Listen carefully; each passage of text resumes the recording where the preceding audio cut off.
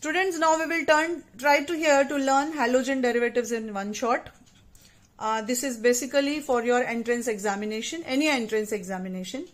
So here you have a gist of all the reactions of halogen derivatives, that is monohalogen derivatives, haloalkanes, not arenes, right? तो यहाँ पे मैंने सभी reactions को लिया है, जितना भी हमारे टेक्स्ट बुक में, एनसीईआरटी टेक्स्ट बुक में है, वो पूरे के पूरे इसमें कवर हुए हैं with respect to monohalogen derivatives of alkane. तो हमें एंट्रेंस के लिए प्रिपेयर करते समय एक रिएक्शन में किन किन पैरामीटर्स को अच्छे से देख के चलना पड़ता है, हम सिर्फ उसके बारे में यहाँ पे डिटेल में देखेंगे। मैंने पूरा इंफॉर्मेशन नहीं लिखा है, मैं जैसे जैसे एक्सप्लेन कर रही हूं आप सुनते हुए अपना खुद का नोट्स बना सकते हैं and you will find the questions based on it. सबसे पहले ये मैंने लेफ्ट साइड में सभी मेथड ऑफ प्रिपरेशन लिया है हैलोजन डेरिवेटिव का, जिसमें सबसे पहला रिएक्शन है हमारा हैलोजिनेशन रिएक्शन। अब हैलोजिनेशन रिएक्शन में हम अल्केन्स का हैलोजिनेशन रिएक्शन करते हैं, जिसमें 3 अलग अलग रिएक्शन है, क्लोरिनेशन, ब्रोमिनेशन और आयोडीनेशन।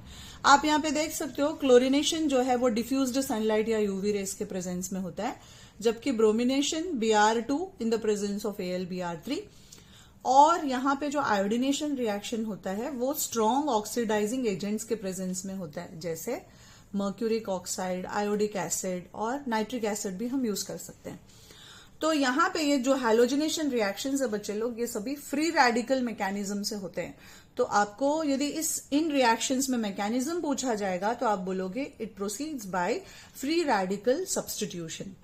अब आया ऑर्डर ऑफ रिएक्टिविटी, इनमें क्या होना चाहिए। जैसे मान लो मुझे हैलोजेंस का ऑर्डर ऑफ रिएक्टिविटी पूछा तो हम बोलेंगे यहां पे chlorine greater than bromine greater than iodine. क्यों ऐसा order of reactivity of halogens है? बिकॉज क्लोरीन गैस होता है, ब्रोमीन लिक्विड होता है और आयोडीन यहां पे सॉलिड स्टेट में होता है, राइट। अब अल्केन्स की ऑर्डर ऑफ रिएक्टिविटी पूछा तो एज सेड मैंने बताया आपको कि मैकेनिज्म जो है वो फ्री रेडिकल सब्स्टिट्यूशन है। तो मान लो मुझे एन ब्यूटेन जैसा कोई मॉलिक्यूल दिया गया और पूछा गया कि ये कितने मोनोक्लोरो डेरिवेटिव्स बनाएगा।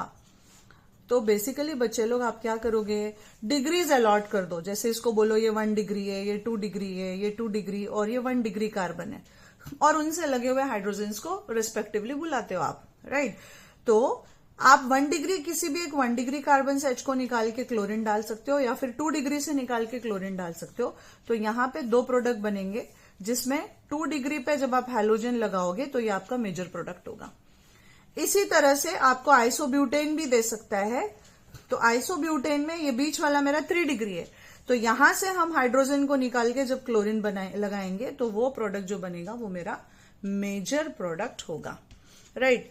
सो this is how you need to look at a particular reaction where you have to see the mechanism involve in a given reaction, as well as आपको प्रेडिक्ट करना है कि अलग अलग कंपाउंड दिया तो मेजर प्रोडक्ट कौन सा होगा, माइनर प्रोडक्ट कौन सा होगा, या फिर कितने प्रोडक्ट्स यहां पे बन सकते हैं उसका एक्सप्लेनेशन आपको देना पड़ेगा, या फिर कोई कंपाउंड दिया है तो उसमें ऑर्डर ऑफ रिएक्टिविटी क्या है। तो ये हो गया with respect to your halogenation reaction. अब हम आते हैं दूसरा मेथड ऑफ प्रिपरेशन, जहां पे हम एक अल्कीन को यूज करते हैं, और अल्कीन में हम हैलोजन एसिड डालेंगे, जहां पे मेरा हैलोजन एसिड HCl, HBr या HI कुछ भी हो सकता है। और यदि हम मार्कोनिकॉफ रूल से एडिशन करेंगे तो जो प्रोडक्ट बनेगा वो 2 डिग्री या 3 डिग्री अल्काइल हैलाइड होगा। जबकि इसी अल्कीन में यदि आप एंटी मार्कोनिकॉफ रूल से एडिशन करोगे, जो कि सिर्फ पेरोक्साइड के प्रेजेंस में होगा और सिर्फ HBr के लिए एप्लीकेबल है, तो आपको जो प्रोडक्ट मिलेगा वो होगा एक 1 डिग्री अल्काइल हैलाइड। अब वापस आपको इनमें मैकेनिज्म पूछ सकता है। तो ऊपर वाले रिएक्शन में मैंने आपको जैसे बताया कि यहां पे मैकेनिज्म है free radical substitution mechanism, FRS, ठीक है। वैसे ही बिल्कुल यहां पे आप जो हैलोजन एसिड है कुछ भी ले सकते हो मार्कोनिकॉफ रूल में, HCl, HBr, HI, और यहां पे मैकेनिज्म जो है वो इलेक्ट्रोफिलिक एडिशन है। आपने 11th स्टैंडर्ड में पढ़ा है मैकेनिज्म क्या है, यहां पे इलेक्ट्रोफिलिक एडिशन है। जबकि एंटी मार्कोनिकॉफ में वापस आपका फ्री रेडिकल एडिशन रिएक्शन है। तो दोनों के मैकेनिज्म में फर्क है बच्चे लोग।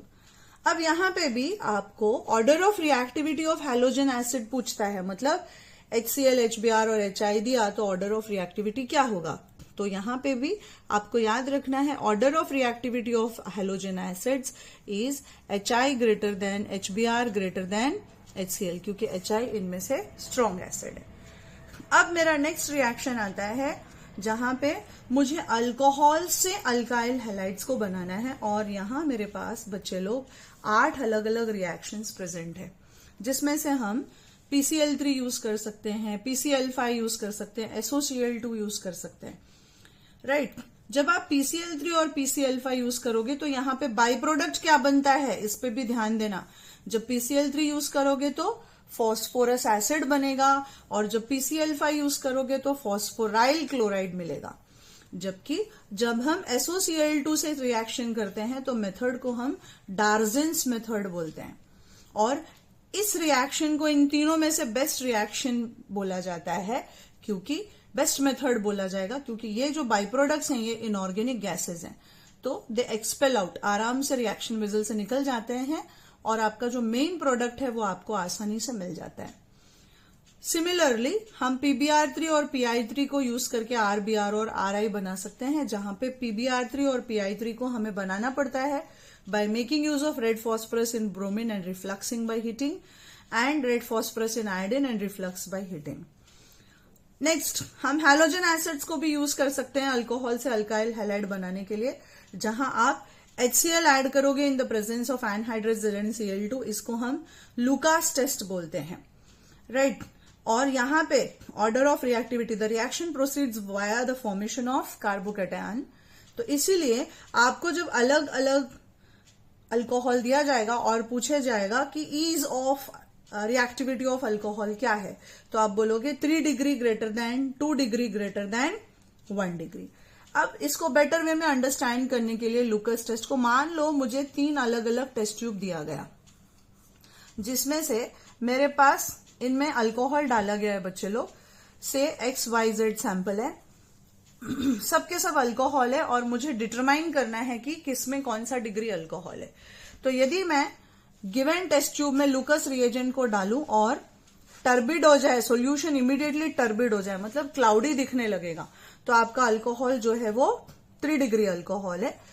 और लुकास रिएजेंट डालने के 5 से 10 मिनट के बाद यदि टर्बिड अपीयर हो तो सेकेंडरी अल्कोहल है, और फिर कितना भी देर रखो टर्बिड नहीं होगा जब तक आप उसको हीट नहीं करोगे, तो ये आपका 1 डिग्री अल्कोहल है। तो देयरफॉर लुकास टेस्ट के लिए ऑर्डर ऑफ रिएक्टिविटी क्या है आपका, 3 degree greater than, 2 degree greater than 1 degree. जबकि हम यहाँ पे HBr, तो यहाँ पे एनहाइड्रस ZnCl2 कैटलिस्ट का काम करता है, जबकि HBr और HI इनके प्रेजेंस में डालेंगे तो हमें ब्रोमो अल्केन और आयोडो अल्केन्स मिलता है। सो यहाँ पे जो रिएक्शन मैकेनिज्म है बच्चे लोग, that is nucleophilic substitution reaction. ये क्या है, न्यूक्लियोफिलिक सब्सटीट्यूशन रिएक्शन है।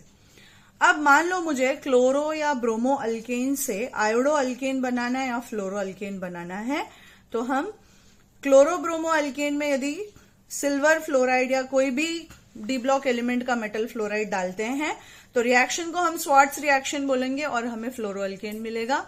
और यदि हम NaI और KI इन एसीटोन डालेंगे तो हमें आयोडो अल्केन्स मिलेगा, और रिएक्शन को हम फिंकलस्टीन रिएक्शन बोलते हैं। अब बच्चे लोग एक और रिएक्शन है जहां पे हम सिल्वर सॉल्ट ऑफ एसिड में यदि हैलोजन ऐड करेंगे तो हमें ब्रोमो अल्केन मिलता है। इस रिएक्शन को हम हंस-डीकर रिएक्शन बोलते हैं, and this reaction also proceeds by free radical mechanism. अब क्वेश्चन आता है कि क्या हम सभी सिल्वर सॉल्ट्स में हैलोजन डालेंगे तो क्या हमें हैलो अल्केन्स ही मिलेगा?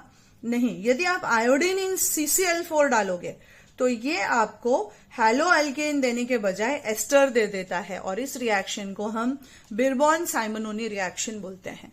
सो you have to remember that silver salt of acid with bromine will give you RBr, जहां कार्बन का नंबर 1 कम हो जाता है, because this carbon goes as CO2, बाहर निकल जाएगा ये, राइट। तो जो भी रिएक्टेंट दिया उसका कार्बोक्सिलिक का कार्बन निकाल दो, that will give you the respective hello alkane. But when you are doing the reaction with iodine in CCl4, again the mechanism here is free radical mechanism, और ये जो है आपको प्रोडक्ट में एस्टर देगा. So you have to remember this very well. तो ये इसका मतलब, though it is not a method of preparation of halogen derivative, but you may have a doubt. So to be more clearer, I had taken this simultaneously, and it is there in your NCERT textbooks also. Now coming to the chemical properties, यहाँ पे जो मैंने लिया है ये सब हमारे chemical properties हैं, जिसमें से halogen derivatives का बेसिक तरीका ये है कि वो लोग SN मैकेनिज्म दिखाते हैं, न्यूक्लियोफिलिक सब्स्टिट्यूशन रिएक्शन दिखाते हैं. तो मोस्टली बोल रही हूं मैं, सब नहीं बोल रही हूं, ये रिएक्शंस जो हैं वो न्यूक्लियोफिलिक सब्स्टिट्यूशन रिएक्शन या SN रिएक्शन के कैटेगरी में आ जाएंगे. तो यहां पे मान लो ये मेरे रिएक्शंस है बच्चे लोग, जहां पे हम अल्काइल हैलाइड में NaOH या KOH डालेंगे तो वो हमें अल्कोहल देगा, KCN डालेंगे तो साइनाइड, और AgCN डालेंगे तो आइसोसाइनाइड मिलता है.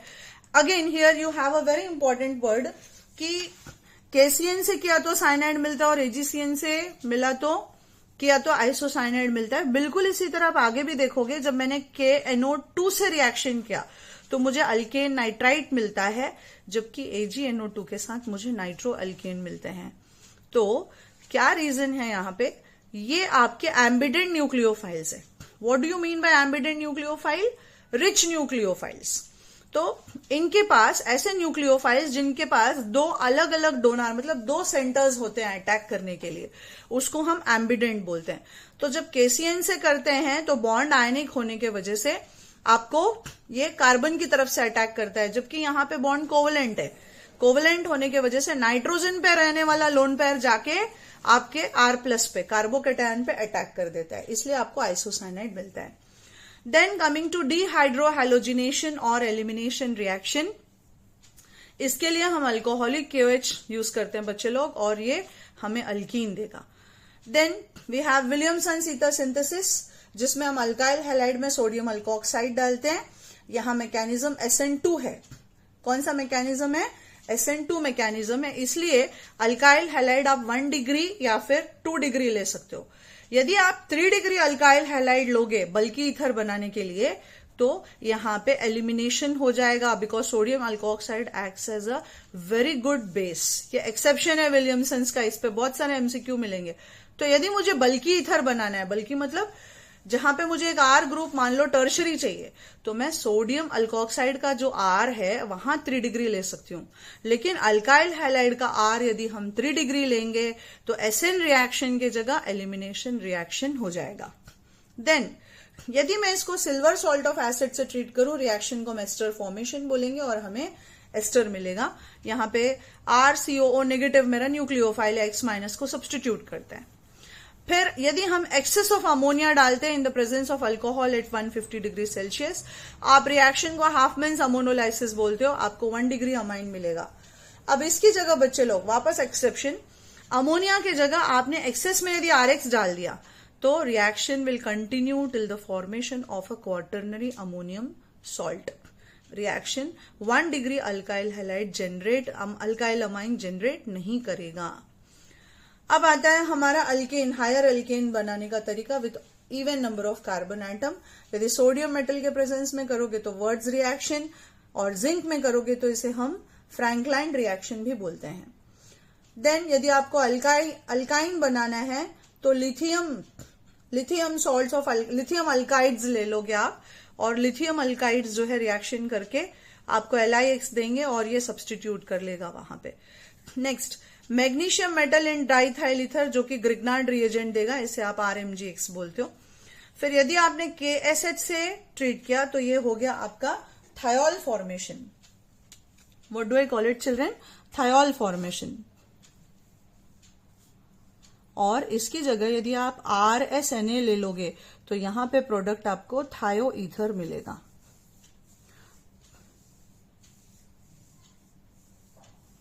क्या बनता है? थायो ईथर. अब इसके अलावा बच्चे लोग मेरे पास और अल्टरनेटिव्स हैं जहां पे मैं साइनाइड का रिडक्शन कर सकती हूं. मेरे पास दो अलग अलग रिडक्शन है. यदि मैं साइनाइड का मेंडियस रिडक्शन करूं इन the presence of sodium in alcohol तो मुझे 1 डिग्री अमाइन मिलता है, जबकि साइनाइड्स को यदि मैं टिन क्लोराइड कॉन्सेंट्रेटेड HCl से ट्रीट करूं forward bye hydrolysis, acidic hydrolysis, तो हमें अल्डिहाइड मिलेगा. इसे हम स्टीफेंस रिएक्शन बोलते हैं. अब इसकी जगह यदि मैं साइनाइड में ग्रिग्नार्ड रिएजेंट डाल दूं फॉलोड बाय एसिडिक हाइड्रोलिसिस, तो मेरा प्रोडक्ट कीटोन बनेगा. जबकि यदि साइनाइड का एसिडिक हाइड्रोलिसिस करूं तो मुझे कार्बोक्सिलिक एसिड मिलता है, जबकि अल्कलाइन हाइड्रोलिसिस करने पे मुझे product sodium salt of carboxylic acid मिलता है. राइट. तो ये हो गया हमारा majority of the reactions covered in NCERT text book with respect to monohalogen derivatives of alkanes. So this is how children you need to prepare for the entrance examination. Still you have any doubts, you can please message me in the comment box, and we will go on continuing with the entrance lectures hereafter.